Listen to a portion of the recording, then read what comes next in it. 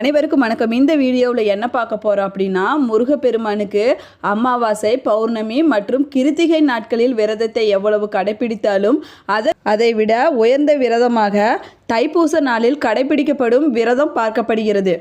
முருகப்பெருமானின் அருளை பெறுவதற்கு ஏற்ற விரதமாக தைப்பூச விரதம் பார்க்கப்படுகிறது. அப்படிப்பட்ட தைப்பூச விரதத்தை எவ்வாறு கடைபிடிக்கலாம், அப்படி கடைபிடிச்சா என்னென்ன பலன்கள் கிடைக்கும் என்பதை பற்றிய சுவாரஸ்யமான தகவல்களை தெரிஞ்சுக்கலாம். வாங்க வீடியோக்குள்ளே போகலாம். இந்த வீடியோ உங்களுக்கு பிடிச்சிருந்தால் லைக் பண்ணுங்கள், ஷேர் பண்ணுங்கள், கமெண்ட் பண்ணுங்கள். இன்னும் நீங்கள் உற்சாக மீடியா சேனலை சப்ஸ்கிரைப் பண்ணாமல் இருந்தீங்கன்னா சப்ஸ்கிரைப் பண்ணிக்கோங்க. கூடவே இருக்கிற பெல் ஐக்கானை கிளிக் பண்ணிக்கோங்க. வாங்க வீடியோக்குள்ளே போகலாம். தைப்பூச பெருவிழா பழனி தண்டாயுதபாணி கோவிலில் 10 நாட்கள் திருவிழாவாக கொண்டாடப்பட்டு வருகிறது. தைப்பூச விழாவின் போது முருகனின் அறுபடை வீடுகளில் ஒன்றான பழனியில் 3 முதல் 5 லட்சம் பக்தர்கள் பழனி மலைக்கு வருகை புரிகின்றனர். தைப்பூசத்தன்று முருகப்பெருமானை வழிபட்டால் நினைத்த காரியங்கள் அனைத்தும் நிறைவேறும் என்பது ஐதீகமாக கூறப்பட்டு வருகிறது. கடவுளுக்கு நாம் செய்யும் காரியங்கள் அனைத்தையும் உணர்த்தும் நாளாக தைப்பூச திருநாள் விளங்குகிறது. தைப்பூச நாளில் சிவன் ஆலயங்களில் சிறப்பு பூஜைகள் நடைபெறுகின்றன. பூசம் நட்சத்திரம் என்பது சனி பகவானின் ஆதிக்கம் நிறைந்த நட்சத்திரமாகும். பூச நட்சத்திரம் தை மாத பௌர்ணமி நாளுடன் இணைந்து வருவது கூடுதல் சிறப்பை பெறுகிறது.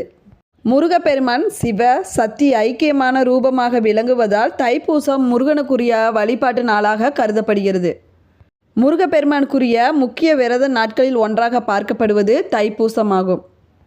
தைப்பூச பெருவிழா பழனிமலை தண்டாயுதபாணி ஆலயத்தில் திருவிழாவாக கொண்டாடப்பட்டு வந்தாலும் உலகம் முழுவதிலும் உள்ள முருகன் கோவில்களில் தைப்பூசத்தன்று சிறப்பு பூஜைகளும் அபிஷேகங்களும் முருகப்பெருமானுக்கு நடைபெறுகின்றன.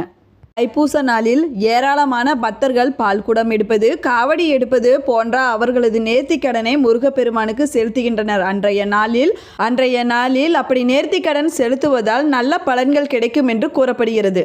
முனிவர்களுக்கு பலவிதமான துன்பங்களை கொடுத்து வந்த தாரகாசுரன் என்ற அரக்கனை முருகப்பெருமான் தைப்பூச அன்றுதான் வதம் செய்தார் என்று கூறப்படுகிறது. முருகப்பெருமான் வள்ளியை திருமணம் செய்து கொண்டதும் தைப்பூச நாளில்தான். பராசக்தியின் மொத்த சக்திகளையும் உள்ளடக்கிய சக்தி வேலை வாங்கியதும் இதே தைப்பூச நாளில்தான். பெருமானுக்கு தான் அளித்த சாபத்தை நீக்குவதற்காக அவர் முன்னால் தோன்றி பார்வதி தேவி காட்சி கொடுத்ததும் தைப்பூச நாளில்தான் என்று புராணங்களில் சொல்லப்படுகிறது. ஞான பண்டிதனான முருகப்பெருமான் தனது தந்தை ஈசனுக்கு பிரணவ மந்திரத்தின் பொருளை உபதேசம் செய்ததும் இந்த தைப்பூச நாளில்தான். வள்ளியை திருமணம் செய்ததால் ஊடல் கொண்ட தெய்வானையே சமாதானம் செய்து வள்ளி தெய்வானை சமேதராக முருகப்பெருமான் காட்சி தந்ததும் இந்த தைப்பூச நாளில்தான். தைப்பூச திருநாள் சிவன் மற்றும் பார்வதி தேவியுடன் தொடர்புடைய நாளாக பார்க்கப்படுவது ஏன் என்று தெரியுமா? மார்கழி திருவாதிரையில் சிதம்பரத்தில் சிவபெருமான் தனியாக நடனம் ஆடிய போது அதை கண்ட பார்வதி தானும் இதேபோல் ஆனந்த தாண்டவம் ஆட வேண்டுமெனும் ஆசைப்பட்டு பராசக்தி தனியாக ஆனந்த தாண்டவம் ஆடியது தைப்பூச நாளில்தான். சிதம்பரத்தில் சிவன் பார்வதி இருவரும் இணைந்து ஆனந்த நடனம் ஆடியதும் தைப்பூச திருநாளில்தான் என்று கூறப்படுகிறது. முருகப்பெருமான் அகத்தியருக்கு தமிழை கற்றுக் கொடுத்ததும் இந்த தைப்பூச திருநாளில்தான் என்று சொல்லப்படுகிறது. முருகப்பெருமான் தான் நீராக உருவானதாகவும் அதிலிருந்து உலக உயிர்கள் உருவானதாகவும் சொல்லப்படுகிறது. சிறப்பு வாய்ந்த தைப்பூச திருநாளில் தொட்ட காரியங்கள் அனைத்தும் வெற்றியும் அடையும் என்று கூறப்படுகிறது. பிரிந்த தம்பதியர்கள் ஒன்று சேர்வார்கள் என்றும், குழந்தை வரம் இல்லாதவர்களுக்கு குழந்தை வரம் கிடைக்கும், திருமணம் ஆகாதவர்களுக்கு திருமண பாக்கியம் கைகூடி வரும், ஆயுள் குடும்ப ஒற்றுமை மேலோங்கி இருக்கும் என்று தைப்பூச திருநாளன்று முருகப்பெருமானுக்கு நடக்கும் பூஜை அபிஷேகங்களில் கலந்து கொண்டால் சகல பாவங்களும் நீங்கும், தோஷங்களும் நீங்கும், நினைத்த காரியங்கள் கைகூடும். தைப்பூச விரதத்தை கடைபிடிக்கும் முருகன் பக்தர்கள் மார்கழி மாதத்திலேயே விரதத்தை துவங்கி 48 நாட்கள் விரதத்தை கடைபிடிப்பார்கள். லட்சக்கணக்கான முருகன் பக்தர்கள் பழனி மலைக்கு காவடி சுமந்து வந்தும் பாத யாத்திரையாக வந்தும் நேர்த்தி கடனை செலுத்தும் பழக்கம் இன்றும் இருக்கிறது.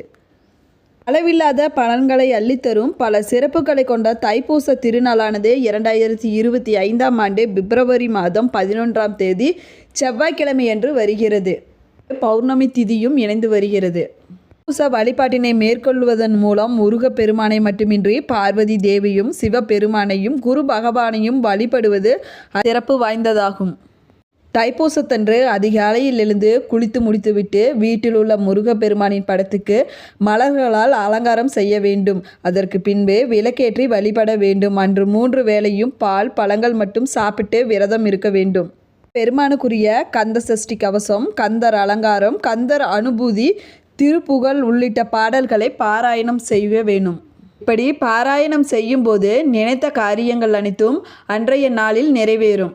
எதுவும் தெரியாதவர்கள் எளிமையான ஓம் சரவண பவா என்ற 6 எழுத்து மந்திரத்தை சொல்லி முருகப்பெருமானை வழிபட வேணும். மாலையில் கோவிலுக்கு சென்று முருகப்பெருமானை தரிசித்த பிறகு விரதத்தை நிறைவு செய்து கொள்ள வேண்டும். 48 நாட்கள் விரதத்தை கடைபிடிக்க முடியாமல் இருப்பவர்கள் 21 நாட்கள் விரதத்தை கடைபிடிக்கலாம். அவர்கள் விருப்பப்படி மாலை அணிந்தும் விரதத்தை கடைபிடிக்கலாம் அல்லது மாலை அணியாமலும் 21 நாட்கள் தைப்பூச விரதத்தை கடைபிடிக்கலாம். தை மாதத்தில் மிக முக்கிய விசேஷங்களில் ஒன்றாக பார்க்கப்படுவது தைப்பூச திருவிழாவாகும். 21 நாள் மாலை போட்டு விரதம் இருப்பவர்கள் அருகிலுள்ள முருகப்பெருமான் கோவிலுக்கு சென்று அதிகாலையில் கோவில் சன்னதியில் மாலை அணிந்து விரதத்தை துவங்கலாம். சபரிமலை ஐயப்பனுக்கு விரதம் இருப்பது போலவே மாலை அணிந்தே விரதத்தை கடைபிடிக்க வேண்டும். செருப்பு போடக்கூடாது. தினமும் தலைக்கு குளிச்சுக்க வேண்டும். எளிமையான உணவுகளை சாப்பிட வேண்டும். மாலை அணியாமல் விரதத்தை கடைபிடிப்பவர்கள் அசைவத்தை தவிர்த்து கொள்வது நல்லது. 21 நாட்கள் ஒரு வேளை அல்லது 2 வேளை உணவை எடுத்துக்கொண்டு விரதத்தை கடைபிடிக்கலாம். அன்றாடம் செய்யும் வேலைகளை செய்து கொண்டே இருக்கலாம். சூரிய உதயத்திற்கு முன்பாகவே எழுந்து குளித்துவிட்டு பூஜை அறையில் விளக்கேற்றி காலை 6 மணி அளவில் முருகப்பெருமானுக்கு உகர்ந்த கவசங்களை அல்லது பாடல்களை பாராயணம் செய்ய வேண்டும். தினமும் பூ, கல்கண்டு, திராட்சை, பழங்கள், பாயாசம் ஆகியவற்றை நெய்வேத்தியமாக கொண்டு முருகப்பெருமானுக்கு பூஜைகள் செய்ய வேண்டும். காலை நேரத்தில் முருகப்பெருமானுக்கு உரிய கவசங்களையும் பாடல்களையும் 4 வரிகளாவது பாராயணம் செய்வது நல்லது.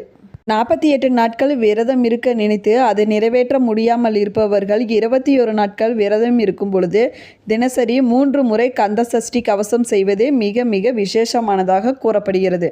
அதேபோல மாலை 6 மணிக்கு விளக்கேற்றி முருகப்பெருமானின் கவசங்களை பாராயணம் செய்ய வேண்டும். இப்படி விரதத்தை கடைபிடிப்பவர்கள் ஒரு நாளைக்கு குறைந்தது 27 முறையாவது ஓம் சரவண பவா என்ற மந்திரத்தை உச்சரிக்க வேண்டும். தைப்பூசம் பிப்ரவரி மாதம் 11ஆம் தேதி வருகிறது. 21 நாட்கள் விரதம் இருப்ப நினைப்பவர்கள் நாளை செவ்வாய்க்கிழமை 21ஆம் தேதி ஜனவரி அன்று விரதத்தை துவங்கலாம். செவ்வாய்க்கிழமை தைப்பூச விரதம் துவங்கும் மிக மிக விசேஷமானதாக கருதப்படுகிறது. தைப்பூச விரதம் இருந்தால் முருகனின் அருள் பெற்று வேண்டியது கிடைக்கும் என்பது ஐதீகமாகும். தைப்பூசம் என்ற சொல் 2 சொற்களை இணைப்பதில் இருந்து பெறப்பட்டதாகும்.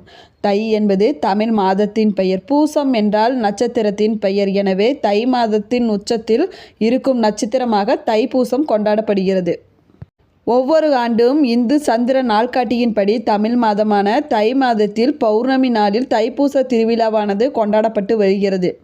முருகப்பெருமானின் தாயான பார்வதி தேவி தீமையை அழிக்க ஆற்றல் கொண்ட தெய்வீக ஈட்டி அதாவது வேலை முருகப்பெருமானுக்கு பரிசாக அளித்த நாளாக தைப்பூச திருநாள் கொண்டாடப்படுகிறது. தைப்பூசமானது முருகப்பெருமானின் தீய காரியங்களை அழித்ததுக்காக கொண்டாடப்படும் திருவிழாவாகும். எதிர்மறை ஆற்றலின் மீது இறைவனின் வெற்றியை இந்த நாள் மதிக்கிறது. சிங்கப்பூர், மலேசியா, மொரீஷியஸ் மற்றும் இலங்கை அல்லது தென்னாப்பிரிக்காவை சுற்றியுள்ள தமிழ் பேசும் மக்கள் இந்த விழாவை உற்சாகத்துடன் கொண்டாடி வருகின்றனர். வைத்த வேண்டுதல் தைப்பூசத்தன்று நிச்சயம் நிறைவேறிவிடும். தைப்பூசம் அன்று நீங்கள் வைத்த வேண்டுதல் நிறைவேறவில்லை என்றாலும் பரவாயில்லை. அடுத்த 60 நாட்கள் உங்களுடைய வேண்டுதல் நிச்சயமாக நிறைவேறும். நம்பிக்கையோடு விரத முறைகளை கடைபிடிக்கலாம்.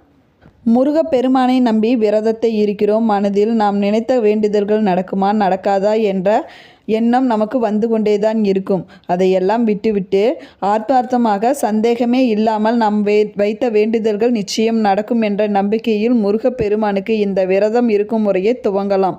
விரதத்தில் தடையும் வராது, வேண்டுதலில் குறையும் வராது. எந்த சந்தேகமும் விரதத்தில் வந்து தொல்லை கொடுக்காது. முருகனை நினைத்து வழிபட்டால் நினைத்த காரியங்கள் அனைத்தும் நடைபெறும்.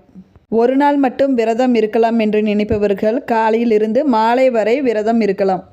அவரவர் உடல் ஆரோக்கியத்தை பொறுத்து பட்டினி விரதம், பால், பழம் போன்ற விரதங்களை மேற்கொள்ளலாம். உடல் ஆரோக்கியம் பாதிக்கும் என்று நினைப்பவர்கள் உப்பு இல்லாத பால் சாதம், தயிர் சாதம் ஆகியவற்றை சாப்பிடலாம். மனுக்குரிய தைப்பூச திருநாளில் விரதத்தை கடைபிடிப்போம்.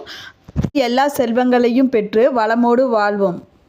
இந்த பதிவு நீங்கள் பயன்பெறும் வகையில் அமைஞ்சிருக்கும் என்று நினைக்கிறேன். இந்த பதிவு பிடிச்சிருந்தால் லைக் பண்ணுங்கள், ஷேர் பண்ணுங்கள், கமெண்ட் பண்ணுங்கள். கூடவே சேனலை சப்ஸ்கிரைப் பண்ணி கூட இருக்கிற பெல் ஐக்கானை கிளிக் பண்ணிக்கோங்க. இது போன்ற ஆன்மீக தகவலை தெரிஞ்சுக்க தொடர்ந்து நம்மளோட சேனலை பாருங்கள். நன்றி ஃப்ரெண்ட்ஸ்.